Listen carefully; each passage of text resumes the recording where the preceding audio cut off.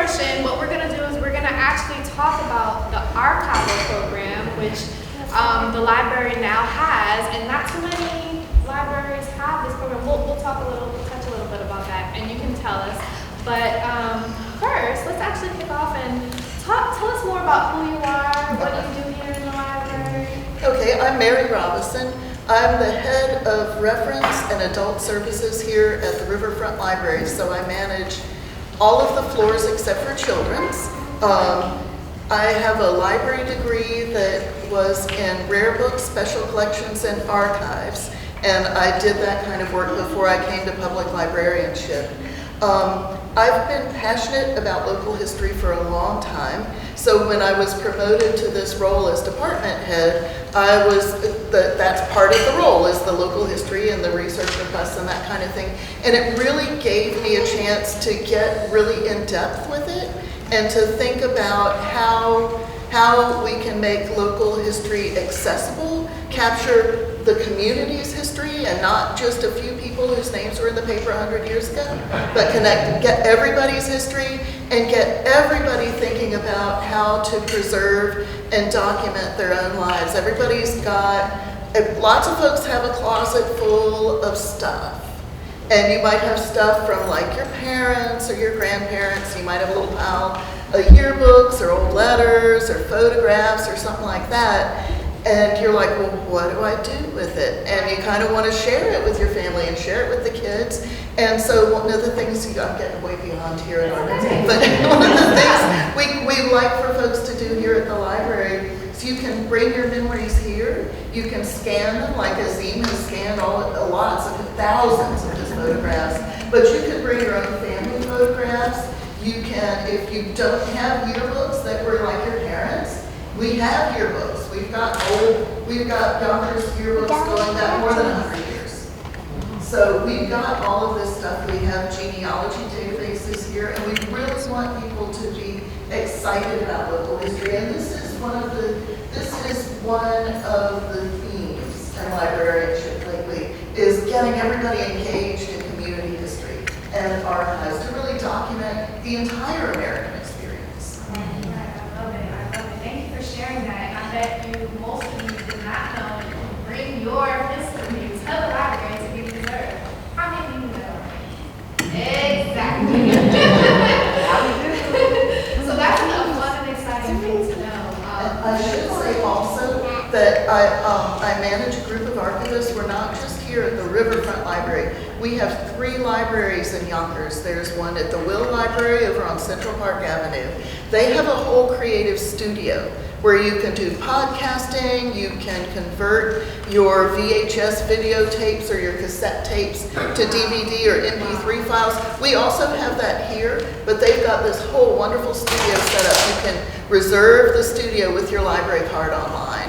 We also have a small library over in the Crestwood part of Yonkers, and they have an archivist too. So they don't really have room to have an archives, but they're working on their own history, and they keep that over at the Will Library.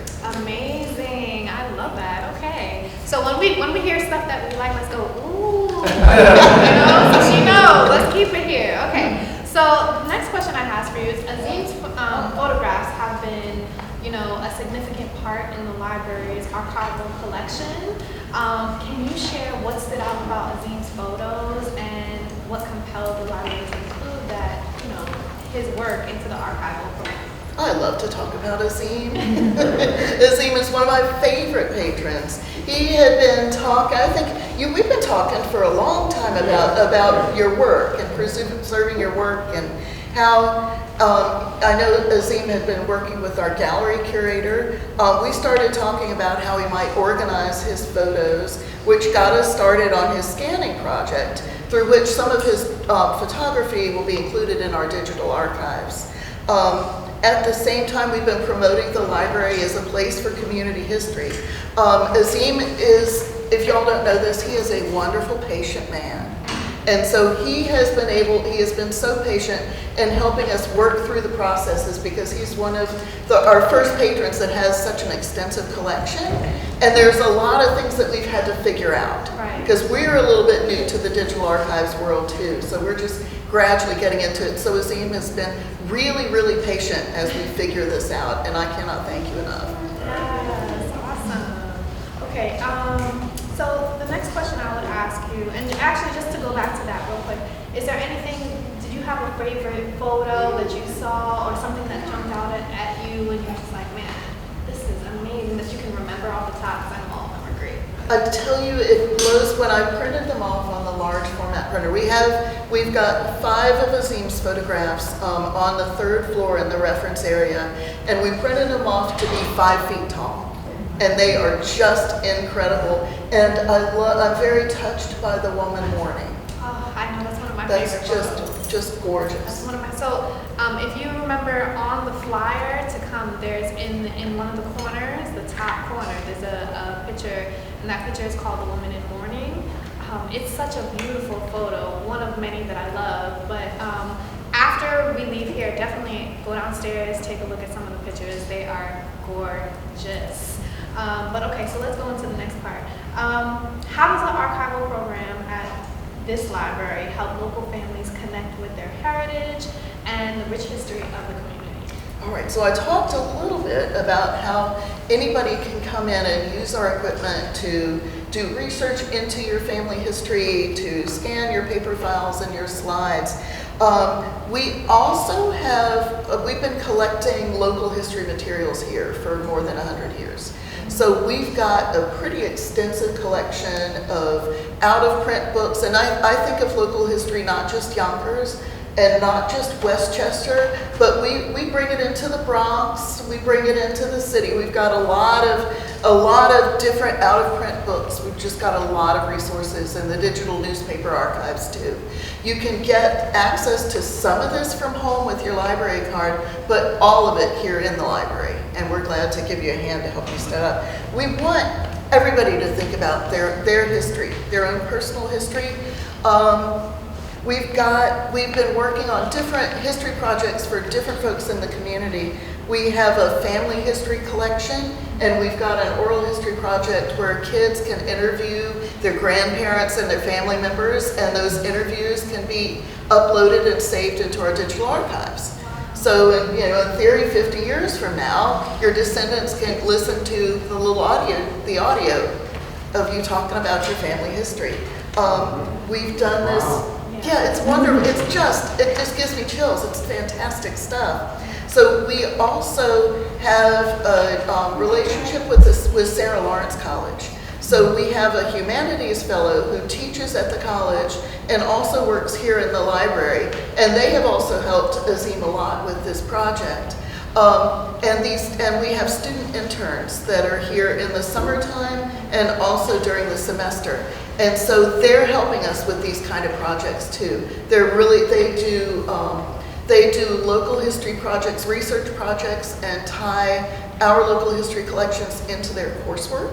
So you can see some of the results of that on the 3rd floor. There's some posters up that talk about what the kind of work and the kind of things that they've discovered in the archives. I love that. And when you talk about the grandkids or the kids doing podcasts or doing recordings with their grandparents, etc., now we live in the day of AI, where years from now the grandkids, you may even take the voice of the grandparent and have a whole conversation based off of that archive. Believe it or not, that's the type of technology. But I think about even for my grandparents who have passed away, in the future, kids, grandkids, nieces, nephews, etc., listening back to their grandparents talk to them, saying certain things in the phrases that we only knew to experience them. That's kind of a fun feeling to be able to know, you didn't get to meet your great-great-grandmother or you didn't get to meet your great-great-aunt, but listen to this. This is something that you can listen to. So my grandfather, who was an opera singer, it would have been great to archive that in the library and have so that the family could listen to later. And it's not too late. That's right, and we have, it's a bit of an art form. I actually had the chance way back in the 90s to interview a cousin of mine who was over 100 years old. And I have this interview on a cassette tape, but I didn't know much about how the questions to ask and how to do it. And there's a real art to it, so we've got some questions to get people to kind of elicit their memories. And I wished I had had that when I was interviewing my cousin back in the day. That's great. Okay, so is this sparking any ideas for people in the audience? Yes? Okay. Good. All right, so let's go down. Let's see. Can you share some of the fascinating photographic discoveries in the archives and how these have impacted the understandings of Yonkers today? So I was thinking about this question and thinking about how to answer it. And we had an interesting, kind of a weird but an interesting research request about a sculpture that had been installed in the landscaping at the Will Library when it was first opened in 1962, 63. And there was a sculpture. The sculpture is no longer there. Somebody remembered that the sculpture was there, and somebody, Mr. Howell, who has been with you a long time, remembered when it went away, but we needed to find out more information about the sculpture itself. So we did a lot of rooting around in the archives and rooting around in the board minutes, and we found out that this, and it was a metal, it was kind of a thin metal aluminum sculpture, very abstract, and it was at the World's Fair. They brought it over from the World's Fair in Queens and installed. It was a local artist whose name is not coming to me right now, but so they installed it. It was at the Will Library until they widened Central Park Avenue in 1972. And then there was a great back and forth about how it was the artist's property. He loaned it to the library, but then there was, and he had moved to California, so there was this great back and forth about how to get the thing out to California and whatever happened to it. Unfortunately, we do not know what happened to it. But it was a lot of fun to research. I'm afraid they said in the 70s when they took the sculpture down that it had been vandalized a little bit and kind of beat up for being out in the elements. So I'm not sure how long it lasted, but it was a fun research project. Yeah, that sounds fun. That's cool. That's cool that you were able to even realize that we have no idea what happened to this thing. We finally found a photograph of it, and then we found out that the name of it was not the name it was in the Oh my minutes. gosh. Okay, History is messy. somebody wasn't doing their job. But okay, that's hilarious. Okay, so how can we engage? So we have a couple of youth and kids in the room. How can we engage younger generations in appreciating and utilizing the archival resources? Are there specific programs or projects designed for kids, for children, teenagers? And do you see an evolution of this program happening? Absolutely. We have school trips, kids of all ages, grade school up to college, and we're really exploring how to get more young people engaged in local history. I talk to high school students a lot about how to do research and how to do research with historical material. You shouldn't just look it up in Google. I mean, there are other things that you can use. So we're all the time doing that. We don't have formal programs just yet for this, but we are actively collecting kid stuff to include in the archives. So That'll be fun for them to look up. It's fine. Yeah, Okay. It's great stuff. Okay, great. So let's actually go to what role do community contributions play in the building the archival program? You kind of touched on that, but how can local communities get involved in donating maybe their own historical work? How does that process All right, work? the check is in the mail. Thank you for that question. So this is where I make my plug for if you've got old yearbooks or old things that relate to Yonkers that are taking up a whole lot of space in your closet, we would be really interested to talk with you about those things. Yearbooks are really the most popular special collections item that we have. And we are all the time looking for more information. We still have some missing years. You might have some of it in your closet. If you've got memorabilia from your nonprofit organization or your school or some kind of a group that you were involved with, we're trying to collect the community history of nonprofits and other organizations around here. So if you've got those kinds of records and you're not sure what to do with it, my card is right there. Give me a shout and we can talk about, you might want to you might want to scan your things and digitize them and share them with our archives. You might just want to digitize them and share them for yourself. Right. But yeah, all of these things that I'm afraid we can't take your old dictionaries and encyclopedias and textbooks, but we would be really, really excited if you have some of the things that we've got donated, just wonderfully fascinating. We've gotten some great African American history that's out of print and fairly obscure. Just any kind of church history. If your church has some memorabilia or things like that, we get a lot of research requests for, church history or your religious organization. And it's amazing how tricky that stuff is to find. So if you've got you may have a treasure that somebody 5 years from now is really going to want to learn about. So if you would think about what you might like to share with us, we'd be real interested to talk to you about it. That's amazing. So as a technical sergeant, E6. I served in Vietnam in 1969. I am a U.S. Army veteran. Have you ever helped a fellow veteran? Of course. Yes. Try to always be there for each other. I do my best reaching out to my brothers and sisters in arms. Have you ever asked for help yourself? It's always tough, right? I can't say that I have. I mean, If you don't have someone to kind of help you guide those thoughts, it can be really bad. Eventually, you just can't deal with it on your own. I guess it's a part of the military too, right? Service before self. It was drilled in, service before self. And you start to question, maybe people would be better off without me,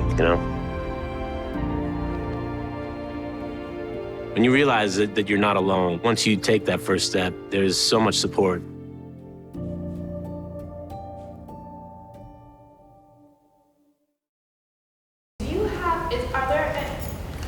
Are there other libraries, I would say, because I know you all have this program, which is great. Are you familiar at all in New York City, Brooklyn, Bronx, do they have an archival program?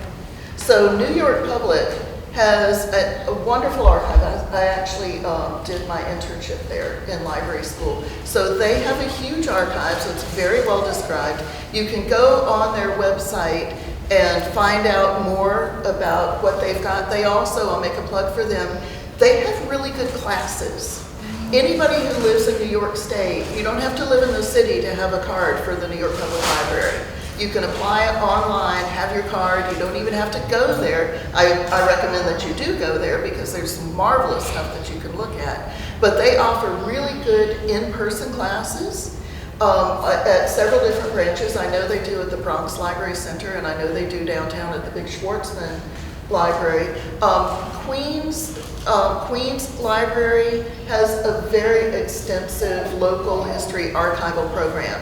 And that's a very, very diverse community. So I think they're doing a lot of what we're looking into, and they've been doing it for a long time.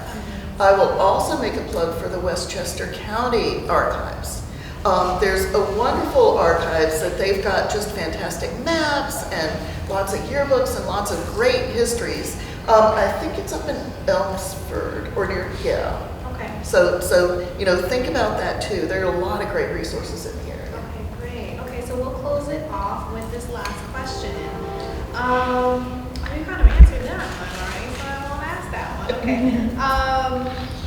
Okay, so with the move towards digitization, how can families access these archives online? And what exciting digital projects are currently underway at your library? So,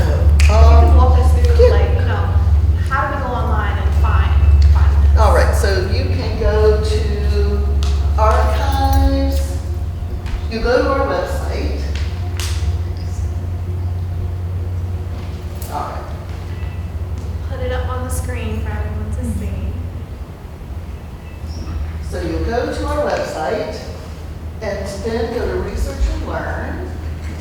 And we have a whole local history section. I'm going to just tap on the digital archive. So digital archives is a link you just tap just in case you can't see it. And it's archive.ypl.org.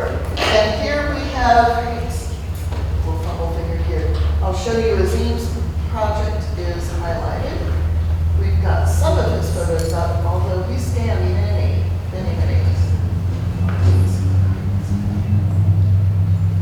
So you can see the photos. You can see a little description of them. You too can have your oral history, photographs. We've got some great oral histories from some notable LGBT folks. We have Michael Sabatino and his husband Robert Voorhuis were very much at the forefront of the marriage equality work, and so we've got their oral history interviews. We've got interviews from the Assyrian community.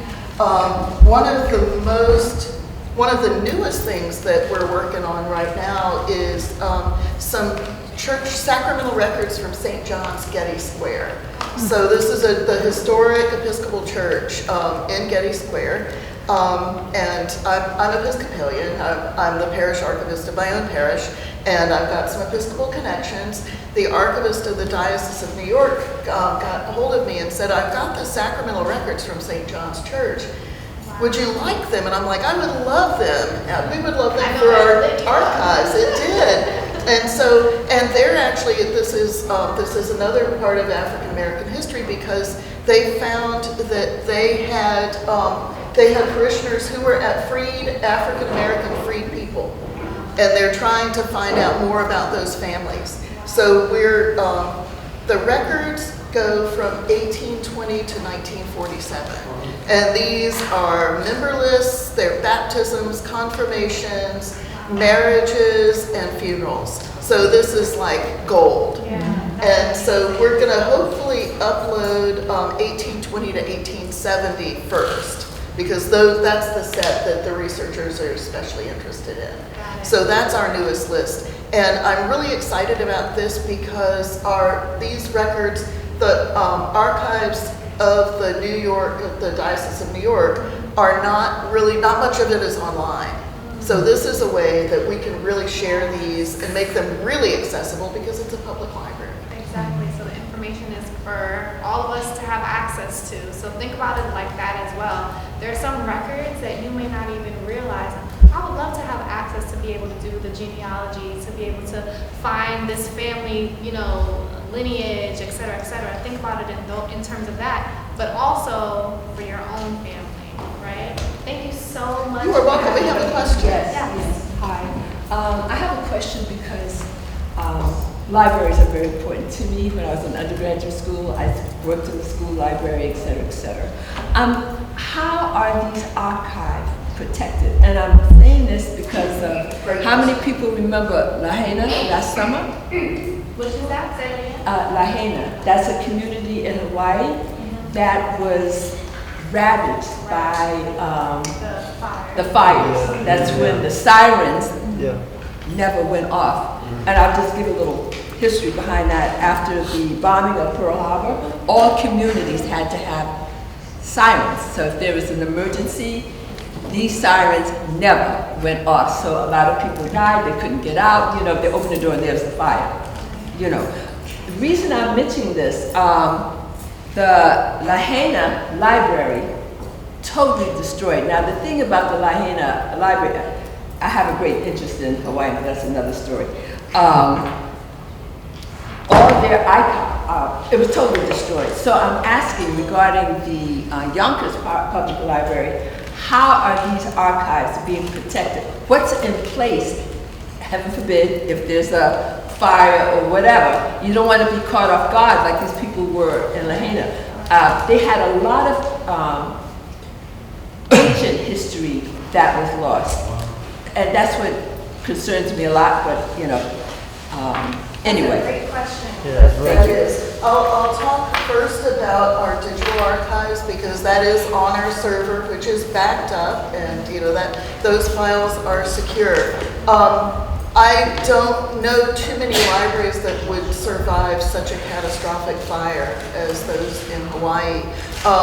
We do protect, you know, our buildings are secure. We are in public buildings that are fire protected. One of the things that we're looking into though is additional preservation plans and how to keep archives together in a natural disaster. I remember when I was in library school and they talked about that. I took the preservation class and they talked about the archives either at Jamestown Foundation Archives in Virginia. And so they had a lot of really neat stuff, and some of it were things that were like mud and things that you know, things that had been formed with mud, and then the river flooded. You know, anything that was with a magic marker that's kind of messed up. It's really, really important. So that's one of the things that we're looking into. We just had a survey through an assessment through the Department of Historic Preservation for the state of New York, and so we're looking forward to their recommendations, and we're getting together our emergency disaster plans. We know how to get everybody out of the building. Right. What we're working on now is making sure this stuff is safe. Exactly. Wow, that's really good. Thank you so much. We have another question right in the back. A couple more. So I'm born and raised in Yonkers. My father was born and raised in Yonkers, 1920. He didn't have a lot of pictures or things like that growing up. I don't have a lot of family history.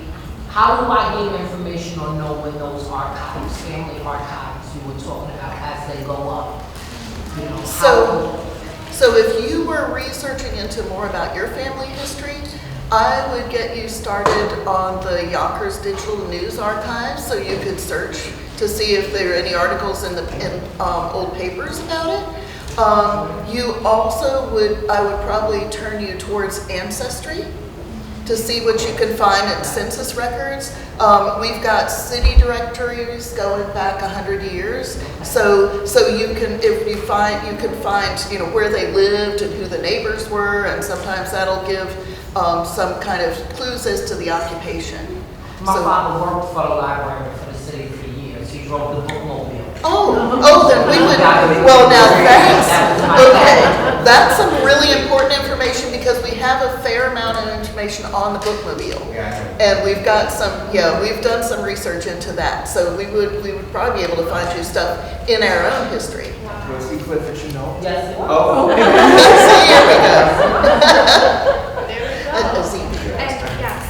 Yes, I'll say something about archiving. You do not, and I repeat this, you do not put all your eggs into one basket. You spread it around. In case if something happens there, you have it over here. In case if something happens over there, you have it over there. My father used to always tell me, God bless his soul, he says a poor rat that only has one hole to run into. And you have to have more than one poker in the fire. Thank you. Right.